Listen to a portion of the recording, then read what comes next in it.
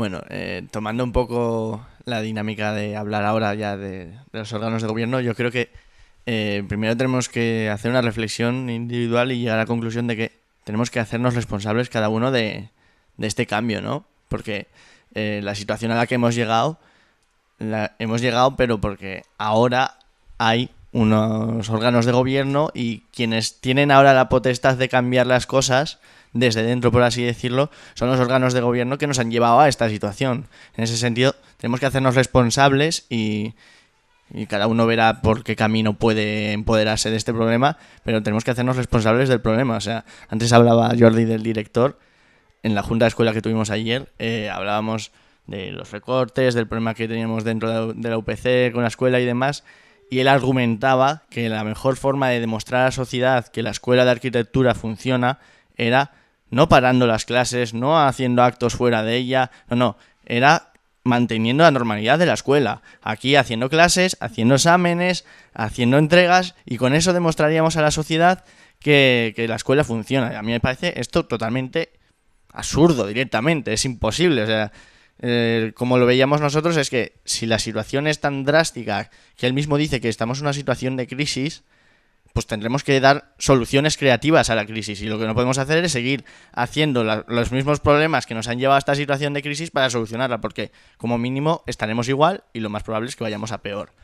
Y antes, hablando de cómo educar, yo quería hacer una referencia un poco al método socrático, ¿no?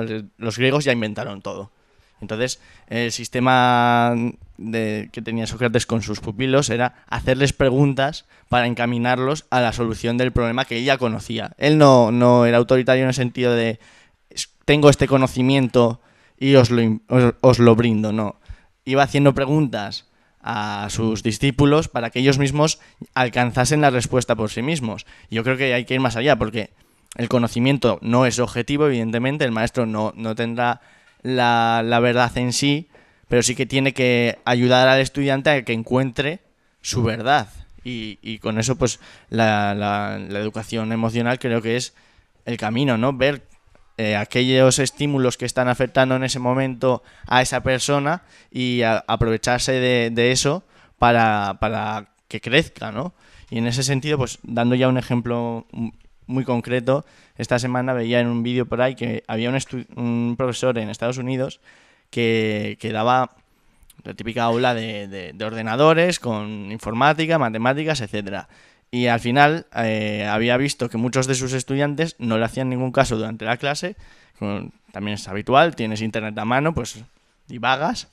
Y estos estudiantes de secundaria, y había aprovechado que muchos de sus estudiantes lo que estaban era jugando al mismo videojuego que es Minecraft, que esto para los arquitectos es una locura de juego también, que es típico videojuego de ordenador que ni siquiera tiene gráficos de locura que ahora nos puede interesar o puede estimular tanto, sino que es un juego que son bloques de distintos materiales, y entonces como vio que había tantos alumnos interesados en ese juego, lo que hizo es, bueno, pues vamos a hacer una representación y vosotros los pondréis dentro del videojuego. Y entonces cogió, por ejemplo, creo que era una obra de Shakespeare, y les hizo a los estudiantes hacer todos los escenarios dentro del videojuego y hacer la obra teatral dentro del videojuego. Y con eso aprendieron la materia que quería dar, fueron más allá porque aprendieron cómo funciona el videojuego, y además estaban súper emocionados los estudiantes porque estaban trabajando en algo que les interesaba a ellos. Entonces yo creo que hay que aprovecharse de esas estrategias, y no digo solo en primaria y en secundaria, en todas partes. O sea,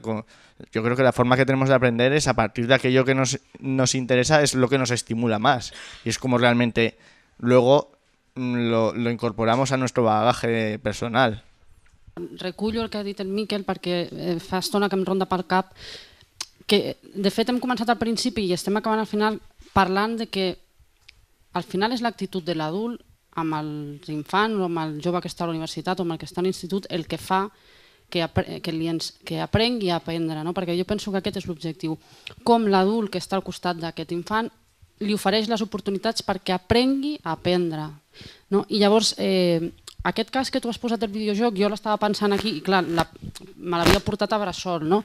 Com els mestres a vegades obviem aquelles coses que els interessen, no? I parlem de la cultura de l'esforç i de que els nens no tenen cultura de l'esforç quan Quan sí que entenen, el que passa que el que fem els adults és tallar-lo.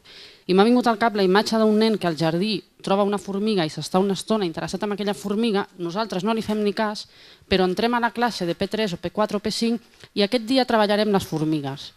No? Clar, en aquell nen que estava superinteressat en la formiga li hem tallat ja el seu interès i la seva curiositat perquè li hem dit que allò no tenia cap interès perquè nen això no toca ara. Però en canvi quan jo he decidit com a adult que toca treballar les formigues, aquest nen ha de tenir interès. No, és el que deia ell, no? O sigui, aprofitem el que el nen ens està ensenyant per crear uns mecanismes que pugui aprendre, però d'allò que li surt de dintre, perquè en allò sí que posarà esforç i posarà interès, perquè els nens, i a més a l'escola bressol ho veiem molt, els nens es poden estar molta estona fent la mateixa cosa perquè tenen interès. Ara, si els demanem nosaltres, estan cansats de fer el que nosaltres estem dient. I per això, abans que fèieu referència al Ken Robinson, m'ha vingut al cap lo de l'escola mata la creativitat, però és que no penso que sigui l'escola, és l'actitud de l'adult el que mata la creativitat, no l'escola en si, perquè l'escola la podem organitzar i la podem fer d'una manera determinada. I després, també recollint el que deia el Miquel, no? A part de fer-nos responsables, també hem de demanar responsabilitats als governs i a les institucions que tenim. O sigui, ja no ens val segons quines coses. Hem de demanar les responsabilitats. Ara hem de veure com ho fem. Però el que tenim no ens serveix i no val, torno a insistir, no val amb una votació cada 4 anys. Hem de fer altres coses. Ara quan estàs parlant m'ha vingut al cap un il·lustrador que es diu Puño, que va fer una xerrada molt divertida, que deia que ell s'ha dedicat a dibuixar ha sigut el seu modus vivendi, no? I el tio explicava que quan la gent li preguntava hòstia, però i tu quan vas començar això de dibuixar i tal? I ell diu, no, tu quan vas deixar de dibuixar, saps? I això indica molt bé com és la societat que tu dius, no? Que la creativitat està capada, diguem, d'alguna manera, no? Llavors, clar, nosaltres que ens inflem a calcular bigues de formigó, de fusta, tenim tants càlculs al cap que sortim de la universitat i no sabem calcular, perquè hem delegat a la nostra intuïció a unes fórmules matemàtiques, no? I llavors la creativitat està en la intuïció, no en l'acumulació amb càlculs, diguem, no? Clar, no, és el contrari, ser creatiu i ser científic, crec que és com el contrari, diguem. El que veieu pel carrer no és arquitectura, la majoria de les parts són edificis, són construccions. Les escoles, la majoria de les escoles no són fruit de l'arquitectura, són fruit de criteris econòmics i criteris de rendiment d'espais, no responen a les necessitats, i les necessitats arquitectòniques són les necessitats dels usuaris, està clar, de les persones. Nosaltres no... Per això ella deia eliminem el codi tècnic, eliminem el consorci, perquè representen aquesta manera de veure econòmica, diguem, no? De com fer les coses. Ara, també és important la creativitat. Els arquitectes també, ara anem a l'altre costat, els arquitectes han tingut un greu problema de creativitat perquè hem entès la creativitat com una forma autoritària, individual. O sigui, arquitectes han fet escoles pel seu ego, no per als usuaris. Per això és important el que es comentava aquí, la creativitat col·lectiva, no la individual, no? Fomentar això. I per això tots els cursos que fa la Teresa i tot el que està buscant està motivada amb tot això, no? Perquè s'està movent en el terreny, ara ja parlo més com a pare també, però bueno, s'està movent amb el terreny més del vull que del hauria de, no? No, és que vull fer això i això mou, no? Sí, he d'estudiar per aquest examen, he d'aprendre això, he de memoritzar això, en aquest terreny no som creatius, sinó que estem capaç, diguem, no? Llavors, les escoles haurien de tenir més espais col·lectius i menys espais fragmentats, no? I com fer-ho? Jo, per exemple, en el nostre cas, a l'escola, està clar que fa 40 anys, quan diu la Teresa que va començar aquest model, però realment no fa 40 anys, però quan va morir Franco, la nostra escola, l'Escola d'Arquitectura, va tenir uns professors que acabaven d'acabar l'escola, diguem, no? I uns professors, o sigui, uns estudiants que estaven acabant l'escola i que van fer fora els professors directament perquè no s'identificaven amb ells. Van fer fora i van fer una escola nova, diguem, no? Crec que estem en un moment bastant, diguem, que anem per aquí, diguem, no? I que els que hi som, almenys hem d'intentar fer l'espai perquè el Miquel o la Teresa siguin professors, diguem, no? O sigui, fer l'espai per ells. Com abans millor. Com abans millor. En relació a aquest quart punt, també un parell de comentaris. Nous models de govern, nous espais educatius.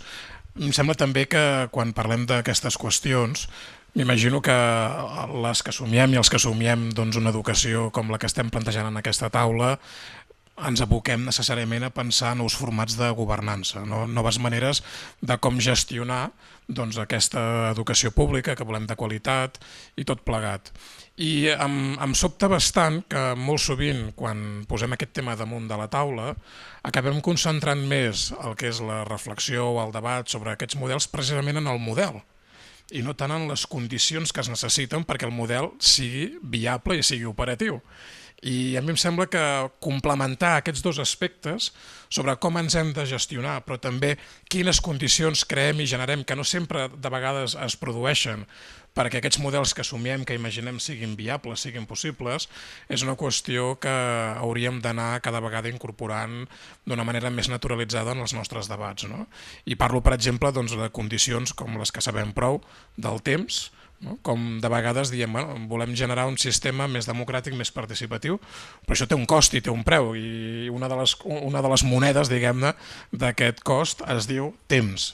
I sabem que vivim en una societat en la qual la gestió del temps no sempre és òptima per poder dedicar-lo a la participació. També es diu formació.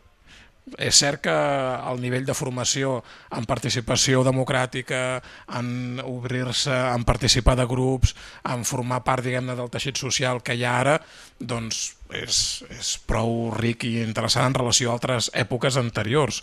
Però també és cert que continuem tenint sectors importants de la nostra societat en què l'aprenentatge de participar continua sent una assignatura pendent en algunes ocasions, des de la perspectiva del que representa no només el que estem fent aquí, no només parlar sinó també escoltar, de poder horitzontalitzar moltes de les qüestions que volem fer des de la perspectiva de la participació, etc.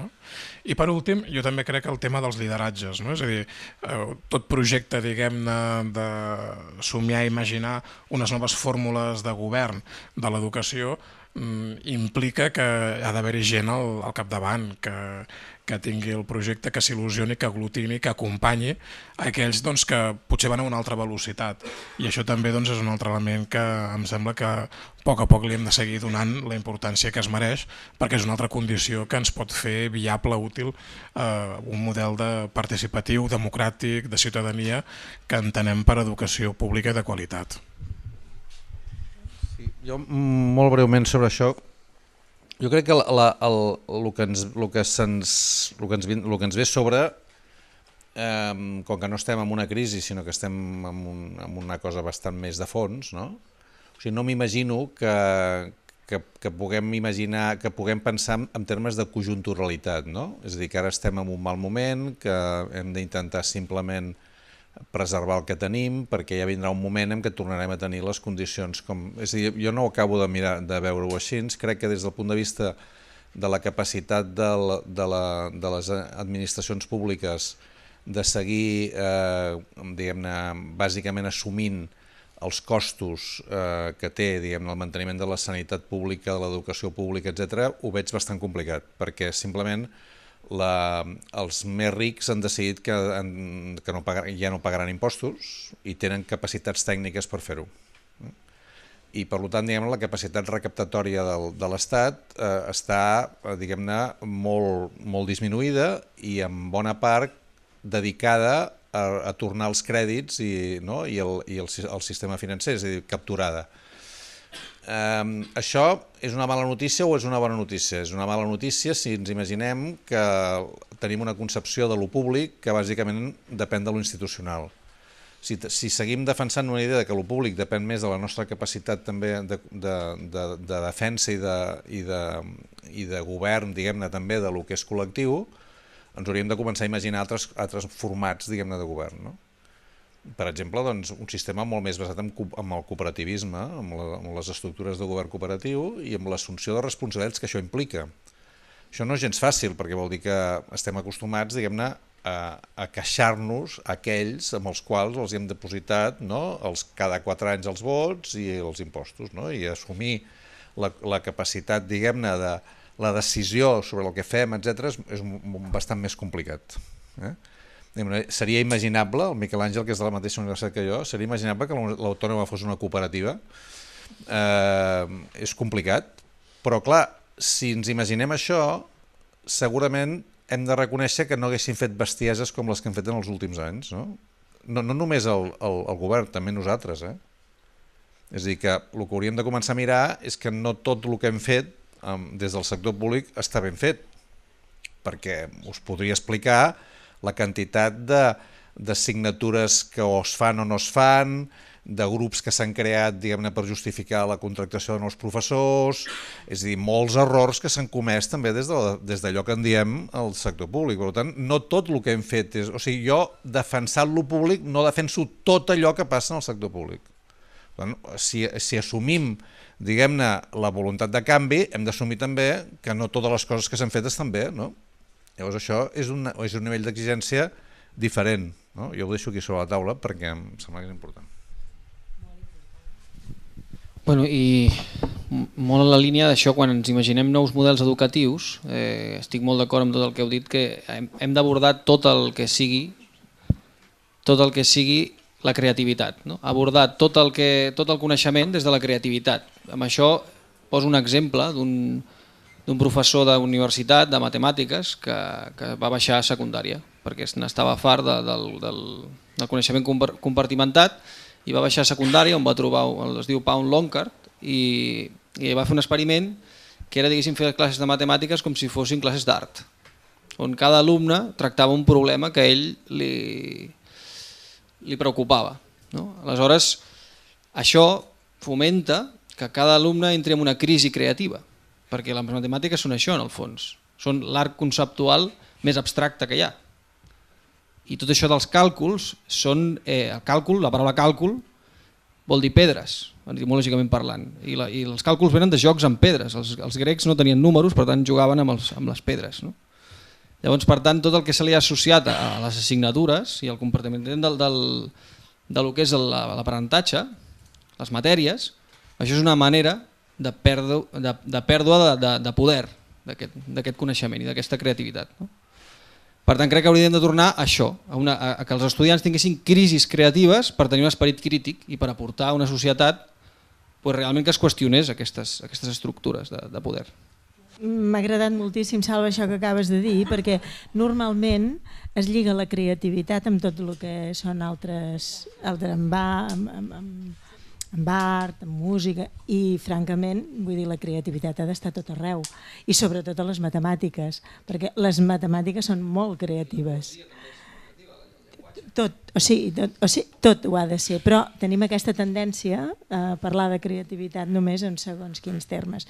Jo només, ara perquè ho has dit, però jo de fet el que havia demanat la paraula era pel que ha dit en Miquel sobre el saber fer preguntes, o sigui, ja m'he apuntat el fer les preguntes, no, que has dit.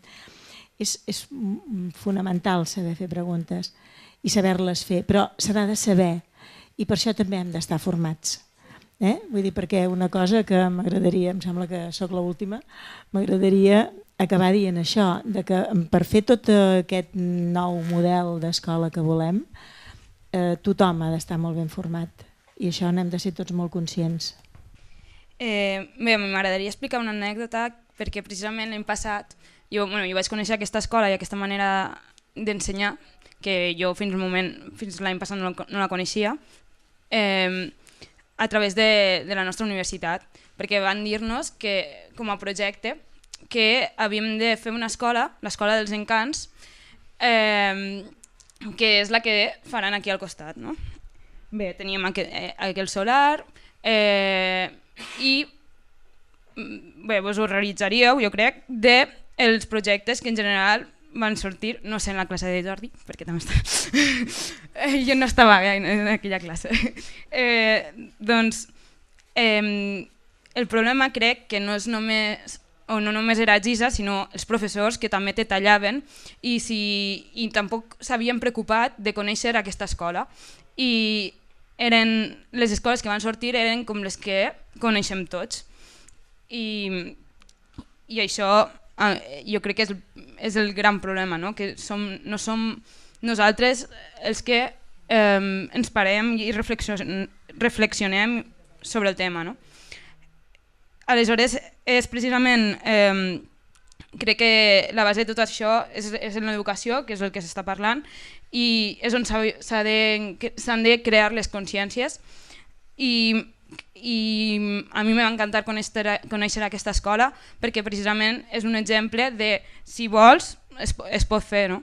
I ara fa res me vaig llegir un llibre que precisament, de Richard Gaudí, l'alternativa es diu, i parla precisament de l'autogestió i acaba dient que potser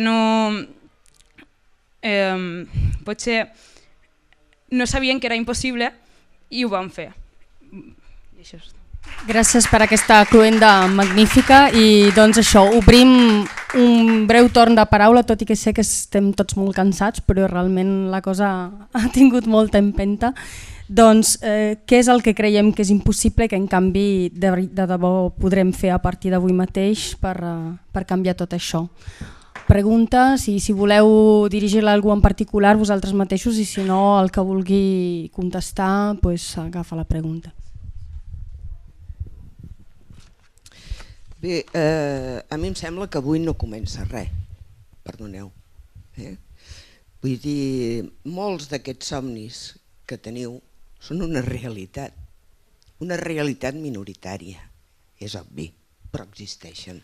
I per tant el que hem de fer en primer lloc és donar visibilitat a tot el que s'està fent, perquè malgrat tot el que s'ha dit, les realitats són vives i existeixen, amb tots els condicionants. Aquesta és una primera cosa. Per tant hem de ser optimistes i en tot cas ampliar el ventall d'aquestes realitats, però hi són. Jo potser tinc la immensa sort de conèixer la majoria. L'altre punt que volia dir és que el repte més difícil que tenim és canviar les mentalitats. I nosaltres en aquest moment em sembla que ens estem movent entre dos tipus de mentalitats. La mentalitat heredada, la que almenys els de la meva generació hem viscut intensament, que és la del franquisme, i la realitat emergent que s'ha empalmat amb el franquisme, que és el neoliberalisme. I aquestes són les dues mentalitats sobre les que hem de prendre consciència de què ens pesen, perquè molts cops no tenim consciència de què les portem al damunt. I, per tant, hem de canviar les nostres mentalitats. El tercer tema, i que en alguns moments m'ha preocupat, és que com a adults, mestres o no mestres, tenim la responsabilitat de transmetre els sabers que la humanitat ha anat construint al llarg de tots els temps. Vull dir, no oblidem aquest paper. Tenim el deure de donar als infants i als joves els coneixements que la humanitat ha anat fent, ha anat adquirint. Per tant, l'escola i la universitat, de la qual estic més pessimista que amb l'escola, sincerament, té el deure de fer això. No ho faran sols. Escola Bressol faran sols moltes coses perquè, diguéssim, el fet de deixar-los experimentar, els infants aprendran a caminar perquè veuen que caminem, però amb els sabers de la humanitat de caràcter més de matemàtiques o de biologia o d'una altra llengua, si no tenen oportunitat d'entrar en contacte no l'aprendran. I això seria una tragèdia. No sortirà tot d'ells, sortirà amb ells, però no tot d'ells. I un quart punt és que prenguem consciència que estem anant contracorrent. Que estem anant contracorrent i que això no és senzill, anar contracorrent. I per tant, per anar contracorrent jo diria que l'aprenentatge més gran que hem d'adquirir en aquests moments és saber desobeir. Perquè també els de la meva generació ens era molt fàcil desobeir perquè els marcs de referència eren molt clars. Teníem un sistema, teníem un estat feixista i anar en contra del feixisme és bastant senzill. T'arrisques la vida o la presó, però és fàcil. Ara el que hem d'anar en contra és més complex perquè estem en un sistema aparentment democràtic, però jo diria que en el fons estem en un sistema absolutament dictatorial, que és el del neoliberalisme, perquè té una força immensa, és invisible, però es fa patent des de lo més petit a lo més gran. I per tant jo diria que el que hem d'aprendre és a desobeir en aquest context democràtic. I alerta no pensar que les alternatives les hem de fer al marge de, sinó que les hem de fer a dintre de, perquè si no farem l'escola privada elitista, que és en la que podríem caure. No sé si algú vol dir alguna cosa o si no passem...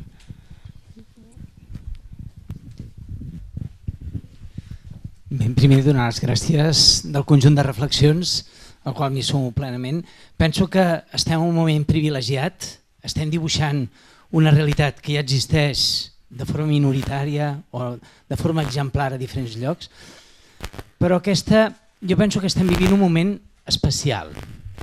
Això fa uns anys era diferent. Jo penso que els mestres, els que estem treballant en educació, tenim el privilegi que estem formant els que s'inventaran el canvi.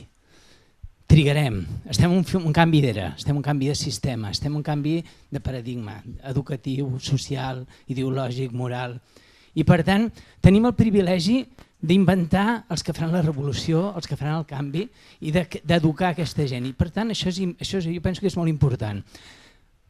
Penso que el que és més important de l'escola és que els mestres hem de saber trobar el rol que ens toca, els pares han de saber trobar la forma d'interactuar en el sistema, hem de crear comunitat, les administracions han de trobar la forma de governar d'una forma millor, de donar les capacitats, i llavors aquí hauríem de ser capaços d'inventar noves relacions, noves maneres de funcionar. El professorat tenim el deure de transmetre, per una banda, el patrimoni i la humanitat, i per altra la creativitat, un binomi fantàstic. La societat que només transmet el coneixement del passat queda encadellada en el temps. La societat que només crea perd la memòria i també no avança. És la creativitat, més el patrimoni, més la història el que ens farà avançar. Però també haurem de donar capacitat perquè entrin les famílies, perquè entri tothom, perquè entre tots, com deien abans, l'educació si no la fem junts no serà. Però per altra banda també no podem de perdre de vista que no podem convertir en una fase de la història només a base de cooperatives, només a base d'accions individuals d'escoles que seran molt exemplars, però hem de poder arribar a tothom. Llavors, per tant, hem d'aconseguir que el moviment acabi com hem començat amb el debat, l'escola pública, l'escola ben gestionada, i aquí sí que ens hem d'imposar no només hi ha la llei educativa que ens apreta, sinó que també la llei de règims locals que ve és una llei que està traient competències als municipis, que està traient competències a les administracions autonòmiques, i si algun encert genial hem tingut al llarg de la història de moments gloriosos en l'educació a casa nostra ha sigut quan l'administració ha estat molt propera a l'escola. Com més a prop està l'administració de l'escola, més bons són els resultats. I aquí hem de veure com apretem a l'administració, com fem arribar les nostres demandes. I aquí això depèn de tots com ens hi posem. Però hem de començar a treballar per tal d'aconseguir que des de baix arribin els coneixements, arribi tot el saber, que el professorat canviem, haurem de combatre aquestes reticències que deien que t'hi trobarem dintre el propi professorat perquè és més còmode seguir fer el que fem, haurem de combatre aquelles famílies que quan va a leer mi niño i que estan preocupats perquè si fan anglès a P3 o si fan anglès a parvulari, a escola bressol, que també ho pregunten, i haurem de combatre també aquesta administració que ens vol dirigir, que vol encasillar i que no ens deixa canviar. Per tant, jo penso que ho tenim difícil, però és un moment que jo penso que és especialment maco. És especialment maco perquè és el moment d'un canvi inimaginable. Fa temps que havíem d'haver canviat. Voleu fer algun comentari? Bueno, jo amb això del que estem en obligació de donar a les generacions futures el coneixement, de transmetre el coneixement, estic parcialment en desacord. Perquè penso, fent-me meva la frase del gran Sòcrates, de que jo solo sé que no sé nada, el que hem de, crec, tenim l'obligació és d'ensenyar als nostres alumnes aquelles fonts d'on poden treure. O sigui, fer ciutadans curiosos. No crec que haguem de voler donar unes pautes mínimes que han de saber, sinó a partir de la curiositat i a partir de la creativitat que ells siguin ciutadans curiosos amb ganes d'aprendre. Els docents, la nostra, crec, jo des de la meva humil opinió, el que hem d'incentivar és les ganes d'aprendre, no el coneixement en si. El coneixement ja hi és, està a internet, està als llibres. Algú més de la taula vol dir alguna cosa? Si no, aviam si hi ha més preguntes. Aquí hi ha un torn. No? Només volia fer un apunt que ja ho estava pensant de quan heu intervingut abans sobre el tema de la transmissió de coneixements, que jo crec que el que trontolla bastant és que es fa d'una manera ahistòrica. Per exemple, jo ho he viscut a l'institut, després vaig començar la carrera de matemàtiques, després em vaig canviar a magisteri infantil. I bueno, això a matemàtiques, els teoremes del segle XVIII, vull dir, quan és molt més interessant que t'expliquin com la humanitat ha arribat a aquesta quantitat de coneixements que tenim ara, com els egipcis van aprendre a mesurar els camps perquè el Nil esborrava totes les fronteres dels camps, el que fos. I curiosament també vaig llegir, no sé on, però que és curiós que en molts coneixements el que passa és que els infants segueixen aquestes etapes que ha sigut la humanitat, l'aprenentatge. Per exemple, posar un exemple que no sé si és encertat, però amb l'escriptura, que els jeroglífics, després passem a les lletres, primer els pictogrames, en fi, que és una manera que faria que fos molt més engrescador entendre, saber tot aquest llegat que es transmeti d'aquesta manera, que tinga un sentit, perquè si no té sentit. Si tu poses tots els conceptes allà en una cassola i no estan estructurats, i l'estructura ja ve per si mateixa si li dones un sentit històric. Ja està.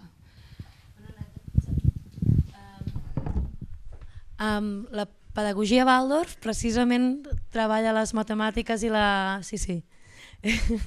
i l'escriptura a través d'aquesta història que tu explicaves.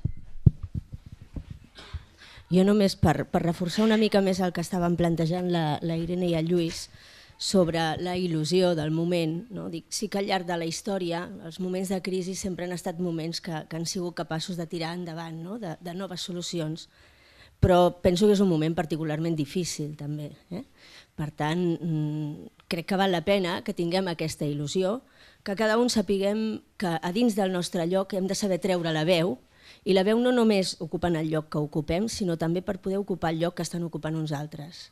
Vull dir que el sistema està establert d'una determinada manera que dins de tot un raonament democràtic ha pogut trobar la perversitat suficient com per dir que tot està representat i que per tant tots estem representats a dins d'aquest sistema democràtic. I realment és pervers perquè no hi tenim aquesta representativitat. Hi ha tota una sèrie de consells a dins de la ciutat que en realitat l'únic que fan és perpetuar el sistema.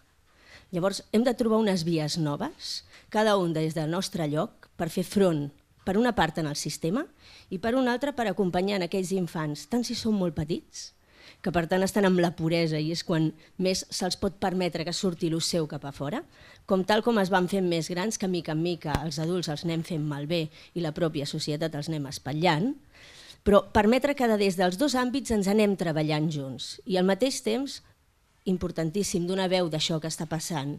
Nosaltres aquí a l'escola tenim la sort que veiem gent que està animada a buscar nous models educatius i cada any fem unes trobades amb mestres i sorprenentment cada vegada són més els mestres que volen venir a veure què estem fent, però especialment no què, sinó com ho estem fent. Tornaríem al que deia la Maria, que ho ha apuntat diverses vegades. L'important no és què, més o menys què és bastant similar al llarg del temps. L'important és el com, no? I el com se centra en les persones i no en l'objecte.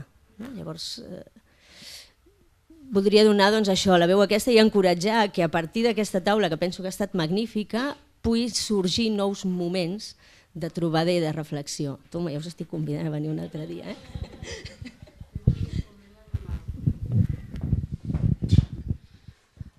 Ha anat sortint molt el tema de les cooperatives i l'autogestió.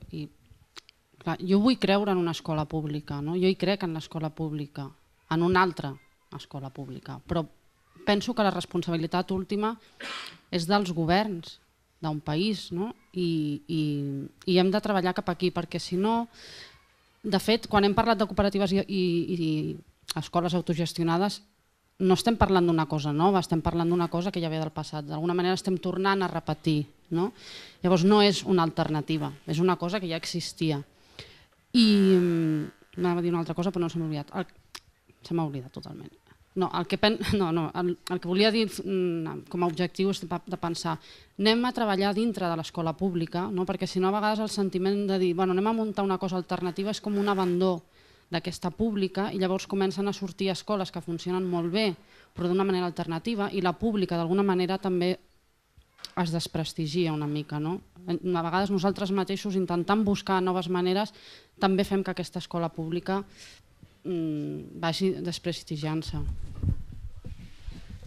Jo amb el tema aquest que ha sortit a la cooperativa, a l'escola pública i tal, jo quan he parlat de les cooperatives no parlava en absolut de muntar un sistema alternatiu. El que estava dient és que exacte, o sigui que estava pensant en una defensa de lo públic, és a dir, reivindicant el manteniment, l'exigència de responsabilitats i per tant defensant el que puguem i fins on puguem, la responsabilitat a través de les institucions de moltes d'aquestes funcions col·lectives, però siguem conscients de que cada vegada més la capacitat d'aquests poders i d'aquests governs d'assumir aquestes responsabilitats no dependrà simplement només de que seguim votant i que seguim, diguem-ne, els que estem obligats i no hi ha més remei de pagar impostos o perquè ho creiem, sinó per la capacitat de mobilització que tinguem de que això se segueixi fent. No sé si m'explico, o sigui, no vindrà determinat perquè, diguem-ne, hi hagi una estructura que ho asseguri, sinó que dependrà de la capacitat que nosaltres siguem capaços de defensar això.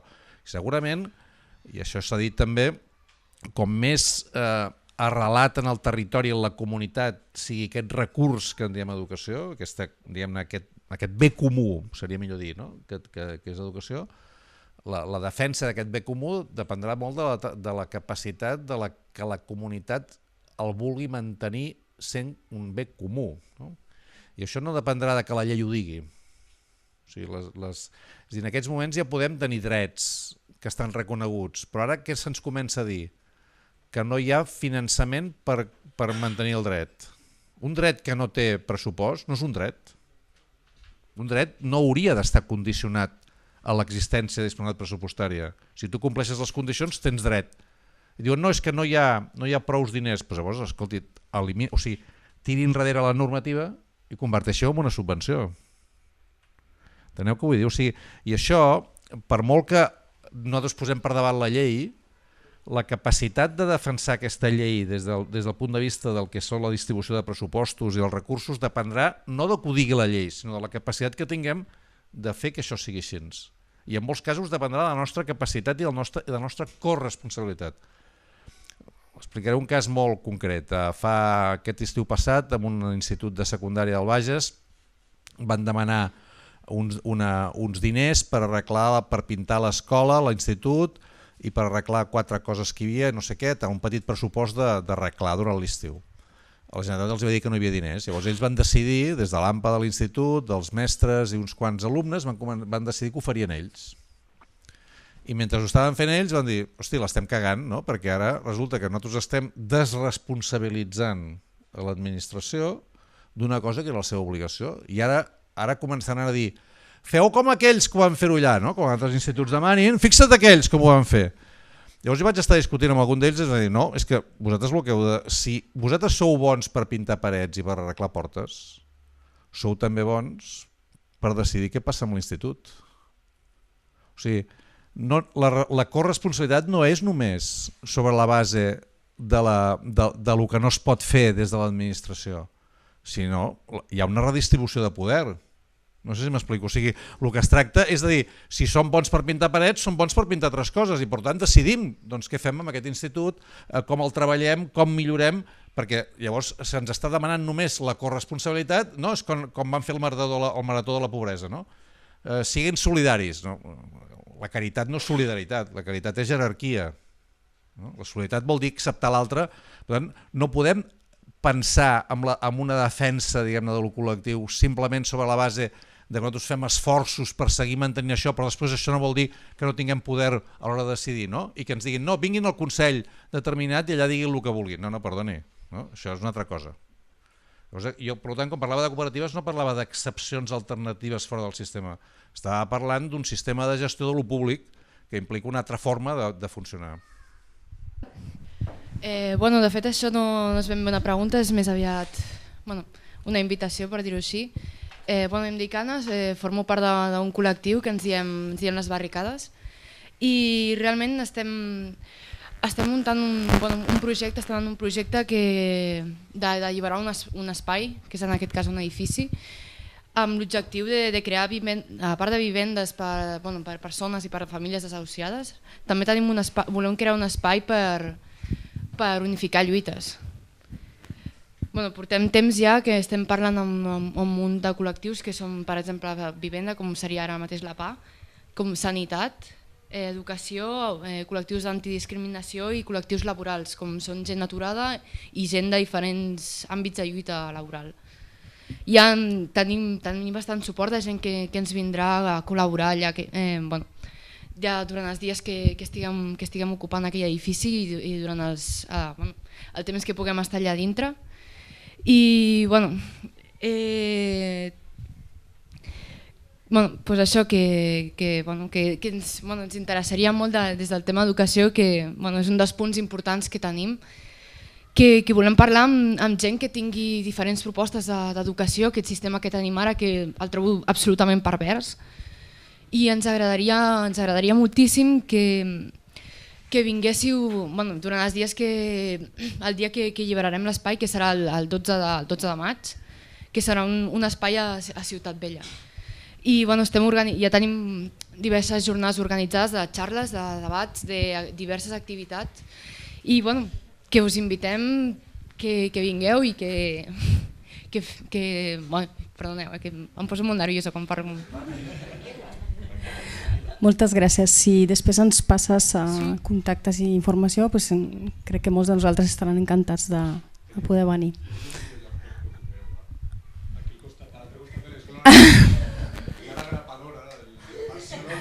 Sí, no estaria gens malament ocupar la grapadora i donar-li un ús social, sí.